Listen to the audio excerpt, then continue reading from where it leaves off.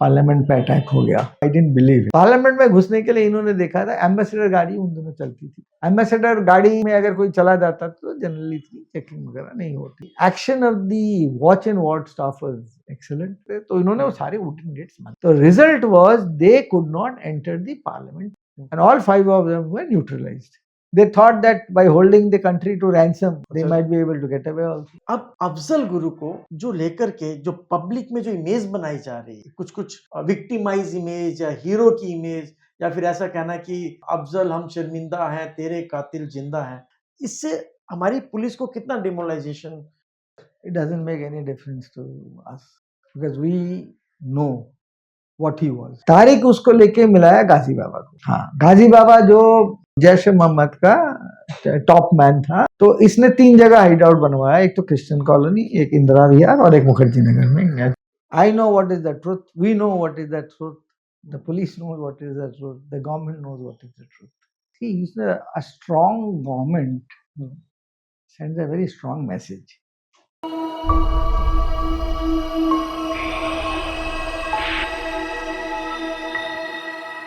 हिंदुस्तान के उग्रवाद का काला अध्याय था 2001 का पार्लियामेंट अटैक। अगर उग्रवादी अपने मंसूबों में कामयाब हो जाते तो शायद हिंदुस्तान के डेमोक्रेसी के इतिहास को किसी दूसरे तरीके से लिखा जाता। हमारे साथ हैं दिल्ली पुलिस के सुपर कॉप मिस्टर अशोक चांद जी। ये एडिशनल कमिश्नर ऑफ पुलिस के रूप से रिटायर हुए थे।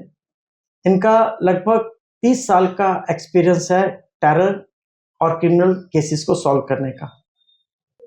अशोक चांद जी और उनकी टीम ने मात्र 48 घंटे में ना उस केस को सॉल्व किया, उसको अनर्थ किया, बल्कि सारी लीड को एक एक कतरा कतरा करके जोड़ दिया।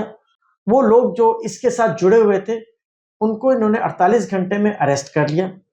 आज हम बात करेंगे अशोक चांद जी से कि पार्लियामेंट के अटैक में इन्होंने इन्वेस्टिगेशंस कैसे शुरू किया, कब शुरू किया और कैसे और कहां से इनको लीड मिला।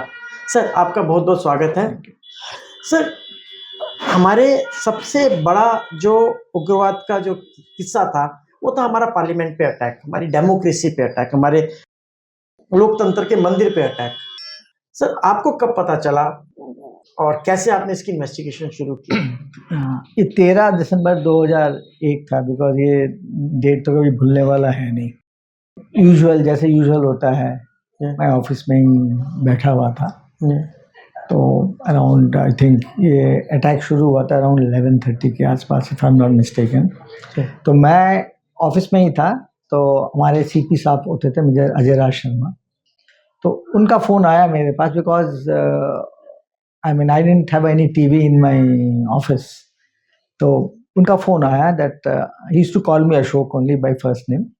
तो कह रहा अशोक पार्लियामेंट पे अटैक हो गया। सही माने तो मेरे को तो आई डिडंट बिलीव इट। मैं कहना देखो पार्लियामेंट है is the most one of the most well guarded institutions है हमारे। उस पर अटैक होना कुछ बात तो मेरे को जमी नहीं, लेकिन but fact is that he told me that ये टीवी पे चल रहा है एंड ऑल दैट। एंड जब मैं भी पहुंचा तब तक भी I think the sounds of gun fire were there. हमारे वहाँ पर जो बटालियन थी सीआरपीएफ की, वो बड़े बैटल हार्डन थे, रिसेंटली वैली से आए हुए थे। हाँ, तो इसीलिए जब ये गोली चली तो they were able to take them on. 3 जगह अलग अलग जगह पे ये 5 टेररिस्ट मारे गए। उसके बाद में फिर हमने इन्वेस्टिगेशन शुरू की। तो जब हमने सर्च वर्च ली, एक तो हमें एक गाड़ी मिली एम्बेसडर कार, जिसमें पूरा एक्सप्लोजिव से भरा हुआ था। Lot of explosives are there and plus जहाँ पर हमें टेररिस्ट के हमें क्या कहते हैं what you call dead bodies मिले, वहाँ पर also there were lot of grenades वगैरह थे एंड अदर एक्सप्लोजिव्स वगैरह थे। जब हमने सबकी तलाशी ली तो we were able to get some information. कुछ चिट्स हमें मिले, मोबाइल फोन्स वगैरह मिले एंड सर्टेन अदर डॉक्यूमेंट्स हमें मिले। उसके बाद हमने फिर तफ्तीश शुरू की and through technical and other analysis हमने आइडेंटिफाई किया दैट वन ऑफ द जो मेन नंबर था, जिसका नाम हमें, जिस टेररिस्ट का नाम हमें बाद में मोहम्मद पता चला, उसके he was in contact with जिसको आप कहते हैं Mohammad Afzal alias Afzal Guru. And Afzal Guru was in contact with Saeed Ali Jilani and Shaukat Hussain Guru, उसका cousin. I mean, so हमने एक पूरा network वहाँ से हमने we could find out the entire network. Investigation आगे चली तो हमें पता चला मोहम्मद अफजल और शौकत हुसैन उसका दो गुरु दोनों थे, वो वहाँ से निकल गए थे.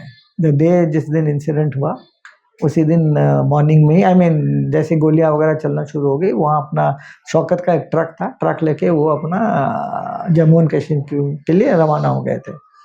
तो फिर we could identify Syed Ali Jilani, उसको फिर हमने पकड़ा.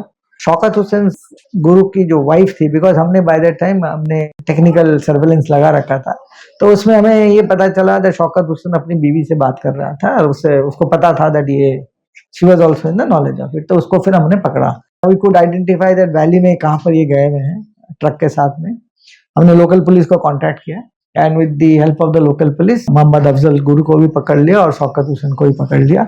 उनसे हमें लैपटॉप मिला एंड 10 लाख की रिकवरी हुई. Then by special plane we got them to Delhi. Mohammad Afzal की जब हमने इंटरोगेशन शुरू की तो ये जो सारा जो पार्लियामेंट के अटैक का पूरा पर्दाफाश हुआ. मोहम्मद अफजल की जो बैकग्राउंड है मैं बताना चाहता हूँ. ये 1988-89 में अगर आपको वो याद होगा, वो जो माहौल था, I mean half of the valley के जो यंग पॉपुलेशन थे वो पाकिस्तान चले गए थे फॉर ट्रेनिंग के लिए. After this rigging of elections and all, हाँ 88-89 की बात हो रहा है. तो वो ये भी गया हुआ था. तो he is a member of Jammu and Kashmir liberation front, JKLF का ये था. तो ये भी वहां से ट्रेनिंग व्रेनिंग करके ये वापस आ गया था, बट वो एक्टिव नहीं था. एक्टिव नहीं हुआ तो पुलिस को भी पता चल गया था, लोकल पुलिस को. They were conducting raids and all that, but he was not fold involved as such in any militant activity at that point of time. तो ये चलता रहा. फिर ये दिल्ली भी आया. दिल्ली भी आके ये द्वारका वगैरह किसी सब एरिया में रहा एंड ऑल दैट. फिर ये काम करता था, मेडिकल रिप्रेजेंटेटिव वगैरह का काम करता था. यहाँ से दवाई या जो भी नॉट दवाई इक्विपमेंट वगैरह लेके वहां बेचता था एंड ऑल दैट. ये अपना हाँ मोहम्मद श्रीनगर छोटा मोटा बिजनेस, छोटा मोटा ये बिजनेस करता था. 2001 में उसका एक साथी था तारिक. तब तक IC-814 की हाईजैकिंग हो रखी थी. Maulana Masood Azhar had been released and उसने जैश ए मोहम्मद बना लिया था. तारिक उसको लेके मिलाया गाजी बाबा को. हाँ, गाजी बाबा जो जैश ए मोहम्मद का टॉप मैन था इंडिया में, ठीक सर, पूरा टॉप मैन था, उसको लेके मिलाया. और उसके बाद फिर ये 2-3 बार मिलने के बाद में ये डिसाइड हुआ दैट भाई हम दिल्ली में जाके we will do some major action करेंगे हम आके. यहाँ पर आने के बाद में इसको कहा गया कि तुम जाओ और अपना वहां पर हाइड आउट बनवाओ. तो इसने 3 जगह हाइड आउट बनवाया. एक तो क्रिश्चियन कॉलोनी, एक इंदिरा विहार और एक मुखर्जी नगर में. 3 जगह इसने हाइड आउट्स वगैरह बनवाए. हाइड आउट्स वगैरह बनवाने के बाद में फिर मोहम्मद जो है, जो इनका लीडर था, मोहम्मद एलियस सनी कहते हैं इसको. ये भी कहते हैं that how far it has not yet been confirmed that ये IC-814 में हाईजैकिंग में भी ये था. मोहम्मद एलियस सनी जिसको कहते हैं. गाजी बाबा तो शायद पक्का था. गाजी बाबा तो उसमें, गाजी बाबा वाज नॉट इन द इसमें क्या नाम है IC-814 में नहीं था. गाजी बाबा वाज हरकतुल अंसार का था एंड ही वाज दी. उसके बाद फिर जैश में आ गया. जैश में आने के बाद में he was the commander, top commander in valley. 5 और जो पाकिस्तानी आए हुए थे, दे उसमें से एक मोहम्मद था जिसको एज पर जो मोहम्मद अफजल ने जैसा हमें बताया था दैट ये सनी था. इसको बर्गर कहते थे. ओके हाँ, और ये IC-814 में हाईजैकिंग में इन्वॉल्व था. हाँ, बर्गर नाम से शायद वहां पर. हाँ, he was famous as burger there, but it was never I mean we could not came into the line. हाँ, establish that whether he was there or not there. तो ये हाइड आउट्स बनने के बाद में फिर ये क्या कहते हैं मोहम्मद आया. मोहम्मद आने के बाद में देन इन्होंने मोटरसाइकिल वगैरह खरीदी. मोटरसाइकिल वगैरह खरीदने के बाद में करोल बाग से मोटरसाइकिल खरीदी और मोबाइल फोन्स भी खरीदे, पालिका बाजार से भी और करोल बाग से भी, गफार मार्केट से. एंड देन इन्होंने फिर रेकी करी. रेकी करने के बाद में इन्होंने एक पार्लियामेंट की रेकी करी, एक उन्होंने US एम्बेसी की रेकी करी थी और एक हमारे यहाँ सेक्रेटरीट की, जो दिल्ली सेक्रेटरीट की रेकी करी. बट फिर उसमें बाद में फिर ये डिसाइड हुआ था दे विल अटैक पार्लियामेंट पे अटैक करेंगे. तो फिर स्लोली मोहम्मद के बाद में बाकी जो 4 पाकिस्तानी थे उनका नाम, एक का नाम हमजा था, राजा था, राना था, एंड हैदर था, हैदर था। तो एक एक करके आए और वेपन्स जो लेके आए ये वही सेम जैसे रेड फोर्ट पे लेके आए थे, होल्ड ऑल में बांध के वेपन्स एंड एक्सप्लोजिव्स ग्रेनेड्स वगैरह सारा ये वहां से लेके आए and then they set up a hide out. They could not enter the parliament premises. तो इसीलिए इन्होंने क्या किया, जो भी क्लिपिंग्स थे पार्लियामेंट के बारे में, तो क्लिपिंग्स वगैरह देख के इन्होंने डिसाइड किया कहाँ से क्या कैसे क्या करना है क्या नहीं करना है। I mean how to approach the parliament, from which gate to go inside, जिससे लोकल एक्सप्लोसिव बना सकते हैं। तो फिर इन्होंने अमोनियम नाइट्रेट भी खरीदी खारी बावली से, सिल्वर पाउडर भी खरीदा है, सिल्वर अदर एल्यूमिना या जो भी है, ऑल दी जो भी इंग्रेडिएंट्स थे वहां से इन्होंने खरीदे। And they purchase the mixture also to mix the ingredients. अच्छा, वो जो बड़े मिक्सचर्स आते हैं, यस, वो मिक्सचर भी इन्होंने खरीदे, मिक्सचर भी सारा खरीदे के एंड देन दे सेटअप अपना हाइड आउट में। फिर ये अपना सारा तैयारी करते रहे that I mean to attack the parliament. Parliament में घुसने के लिए इन्होंने देखा था एम्बेसडर गाड़ी उन दिनों चलती थी and all the official ambassador गाड़ी थे। एम्बेसडर गाड़ी में अगर कोई चला जाता तो जनरली चेकिंग वगैरह नहीं होती थी, या आई मीन ज़्यादा होती नहीं थी।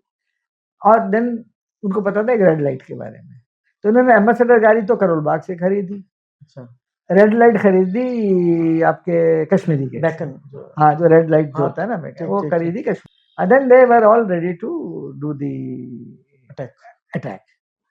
सो 13 दिसंबर को 13 दिसंबर को इन्होंने फिर वहाँ अपना हाइड आउट से निकले और अपना सारे आके अंदर ये they enter the parliament house.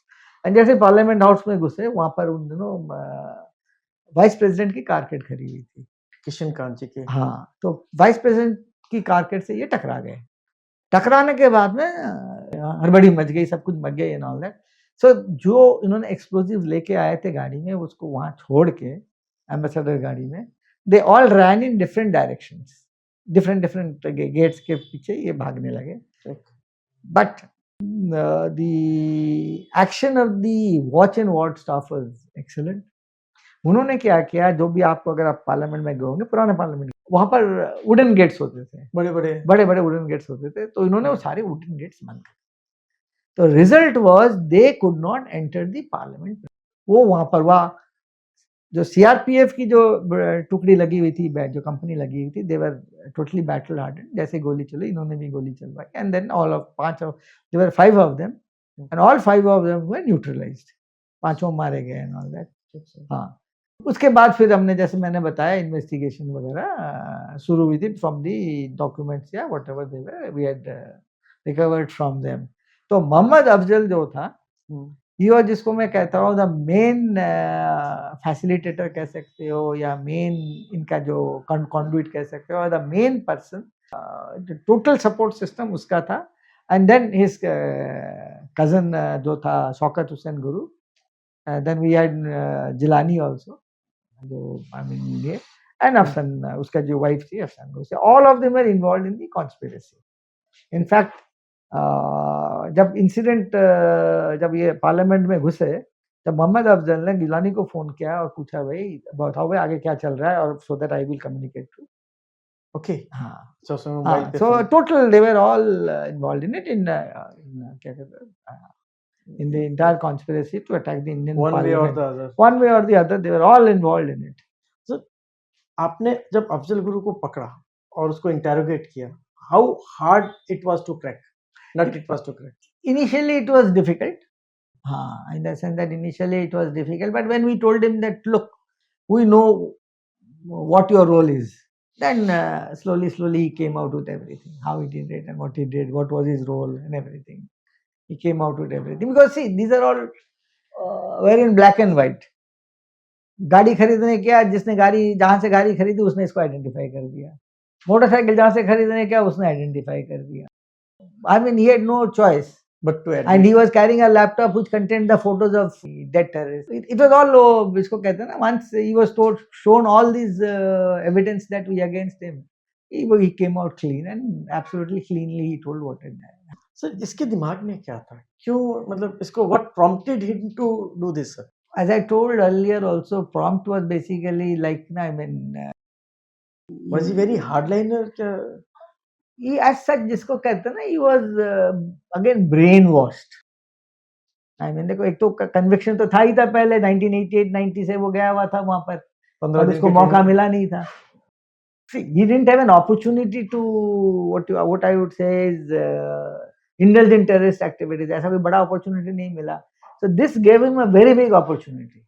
That you are, I mean, what do you are being involved in, you are facilitating the, or you are one of the kingpins in the in the attack on the Indian Parliament, yeah, which is the उसने हमारा democracy का हमारा जो स्तंभ जिसको कहते हैं. तो उसने सोचा कि उसका नाम जो है हाँ, you are right in one way. तो इट वाज वन रेडिकलाइजेशन, दूसरा कहीं ना कहीं नाम को लेकर के नाम के आइडेंटिटी क्राइसिस था एंड ऑल दैट. और इसकी फैमिली की सिचुएशन कितनी बुरी थी sir? Actually, I have no idea. और फाइनेंशियल्स जैसे यहाँ का For रहने his financials were not that great, but he had some money was coming to him. मैं शायद But more than the money, it was the motivation. Because मुझे थोड़ा सा याद आ रहा है कि पार्लियामेंट अटैक में शायद जो टोटल पैसा जो खर्च किया था उन्होंने 20 लाख, तो 10 lakhs तो हमने रिकवर कर लिया था. और 10 lakh Must be, because you see, those days 20 lakhs also was a lot of money. Plus 1-2 lakh और, तो 10 लाख आपने रिकवर किया, तो 10-11-12 लाख में उन्होंने इतना बड़ा अटैक ऑर्गेनाइज कर दिया. इसी बेसिकली व्हाट हैपेंस, आपने इन्फिल्ट्रेट कर लिया, आपके बंदे आ गए वहां से, और यहाँ आपने हाइड आउट्स लिया, 3 हाइड आउट्स लिया. That also in the north Delhi area में, where the cost is also not much.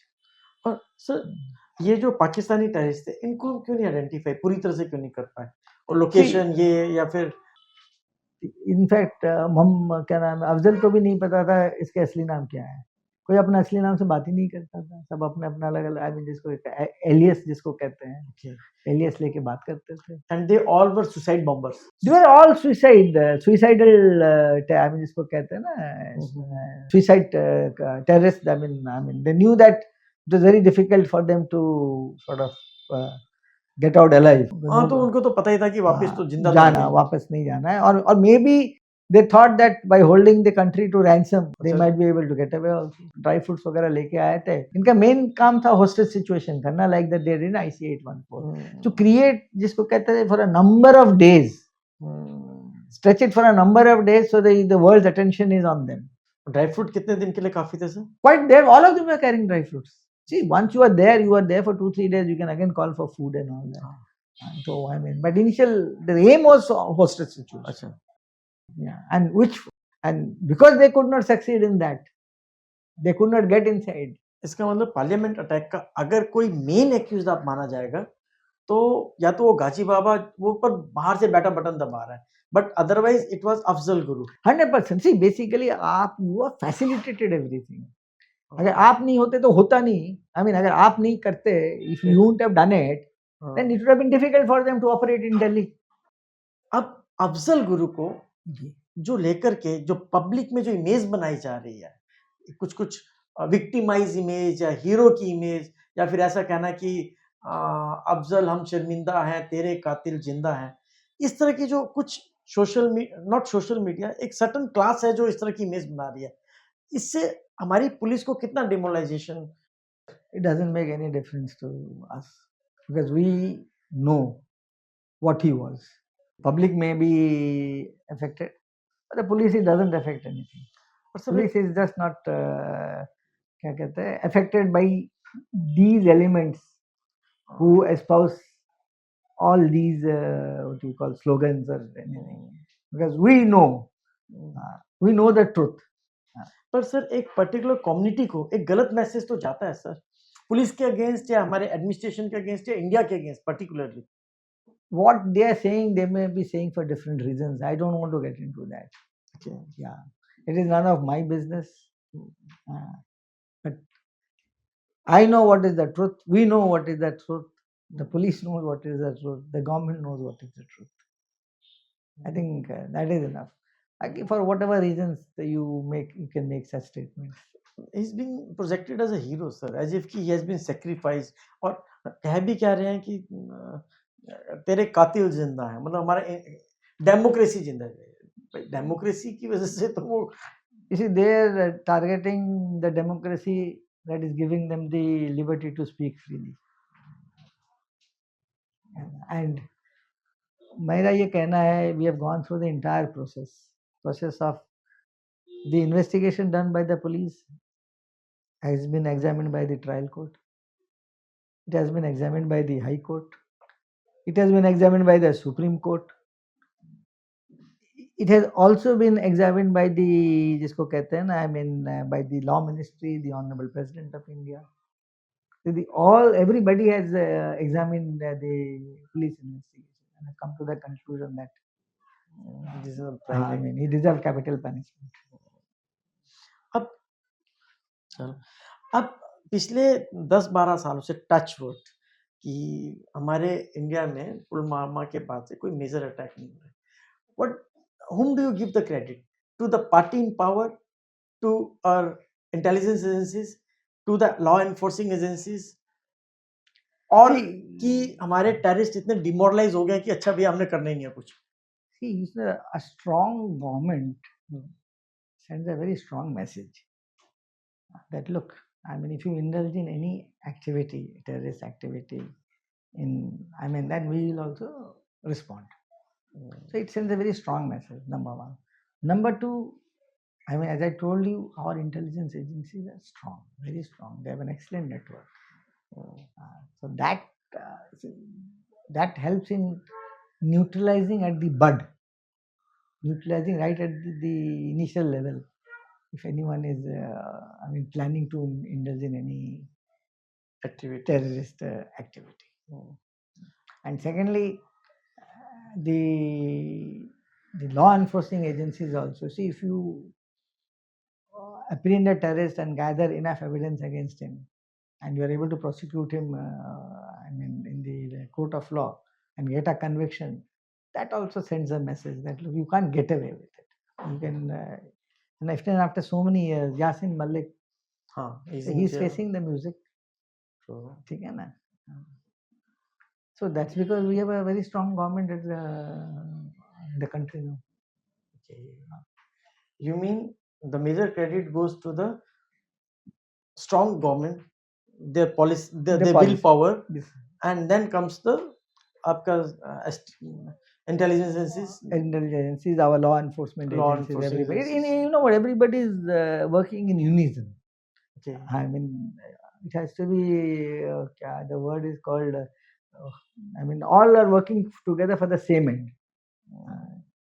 To keep the country free from terrorist activities. They're all working for the same end. Okay. चलिए sir काफ़ी अच्छा लगा आपसे मिलकर के, बहुत कुछ सीखने को मिला.